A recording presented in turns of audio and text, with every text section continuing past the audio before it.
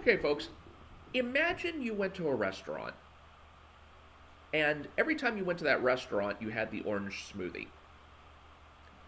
And then you found out that there was a movement in your neighborhood protesting the restaurant and saying, we don't want orange smoothies anymore. You'd probably have a problem with that because you go there for the orange smoothies. But what if the restaurant were being given a choice by the community and saying, hey, we want you to put strawberry smoothies in instead of orange smoothies? And as it happens, you like strawberry smoothies. And you also know that if more people in the community like strawberry smoothies, the longer it is that that restaurant is going to stay in business, because now they're offering smoothies that don't just cater to you and your tastes, but also cater to a lot more people. That would be a good exchange. Now, that's a very, very primitive analogy that I would like to apply to the statues debate, because we're having a little bit of a statues controversy today in Washington, D.C., where in the Capitol building they are taking down the statue of Robert E. Lee. And naturally, this is ruffling some feathers, because you get the standard cries of, you're erasing history, and you don't understand what it is you're taking down. You don't understand any positive values that these statues evoke.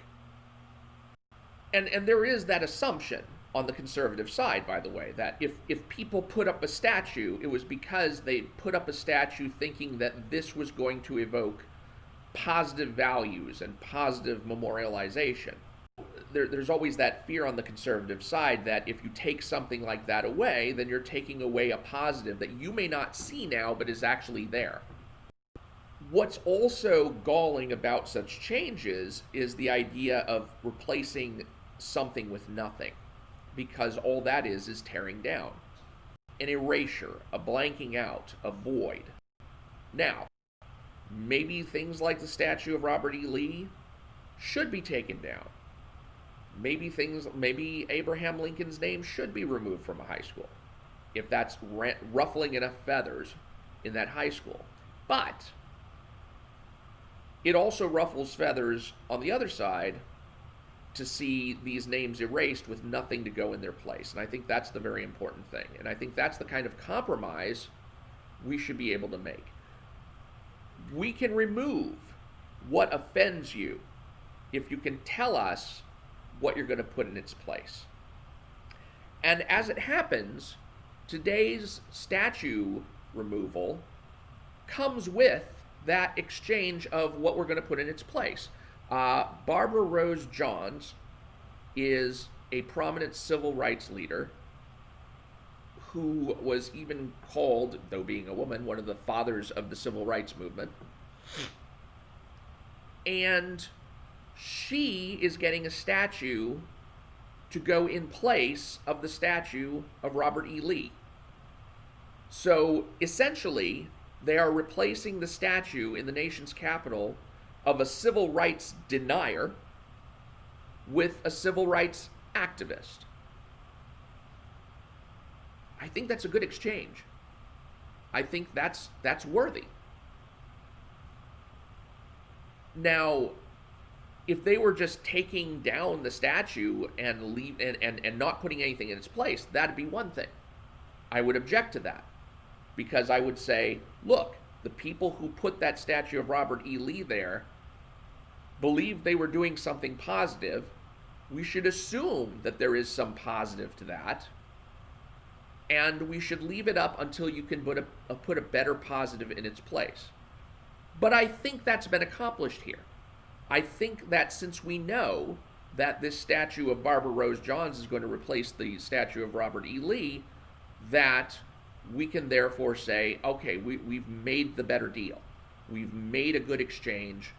We can make this replacement knowing that good values are being put into place. Values that not only the left is going to celebrate, but also the right can celebrate, because the right basically is for civil rights as well.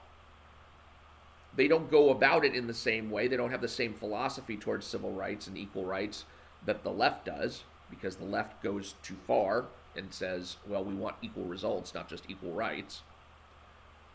But right and left together believe in equal rights, and they want to see that value forwarded. So this is a good exchange. It's not a good exchange when all you do is remove. It's not a good exchange when all you do is erase. The case of the Abraham Lincoln High School, I have not heard of any suggested replacement for the name of Abraham Lincoln. They just want to take the name of Abraham Lincoln off the school. I oppose that. I oppose that because whatever you think of Abraham Lincoln, there was a lot of good to be thought about him. He did a lot of good. And there's a lot of him that's worthy, in his personal qualities, that are worthy of emulation. If you can put someone in place of him, where you can say, okay, I see value in this person as well. I see value in this person's qualities. I mean, let's just take the easy example. Let's go with we're going to change Abraham Lincoln to Martin Luther King Jr. Like, okay, I don't have a problem with that. But if all you're going to do is just strip the name of Abraham Lincoln off, I would have a problem with that. So show me what you want to put in place there so that we can make a value judgment and say, okay, yes, I prefer this over that or that over this.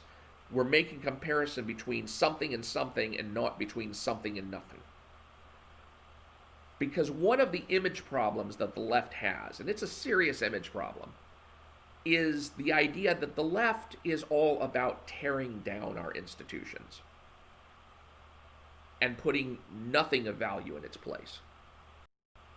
When you provide a second option and saying, okay, we have someone else on the table to put in place of this historical figure. We've got this historical figure, now we've got this historical figure.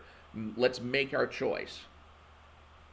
That at least will demonstrate to the right what values the left is seeking to put forward, so that the right can either support or oppose. I don't see, for example, any reason why, if you wanted to replace Abraham Lincoln with Martin Luther King Jr., that you wouldn't just do it. Right? If you wanted to replace Abraham Lincoln with Fidel Castro or, Karl Marx, Michael Brown, George Floyd, Jacob Blake. There's plenty of heroes on the left who are not heroes on the right and who should not be American heroes. But in cases like this current day, where we have the statue of Robert E. Lee being replaced with the statue of Barbara Rose Johns, I think that's a case of a something being replaced for a better something, and I think that's something that we can all get behind. So let's not look at every single statue removal as if it's just a complete erasure of history and a crapping on American values, because sometimes it's not. I think that today's case is one case where it's definitely not. And, if we can do that across the board, then I think we can both accomplish change and continuity that will satisfy both the left and the right. So I hope that's the path that we take moving forward. I'm Mike Partika, and I will talk to you later.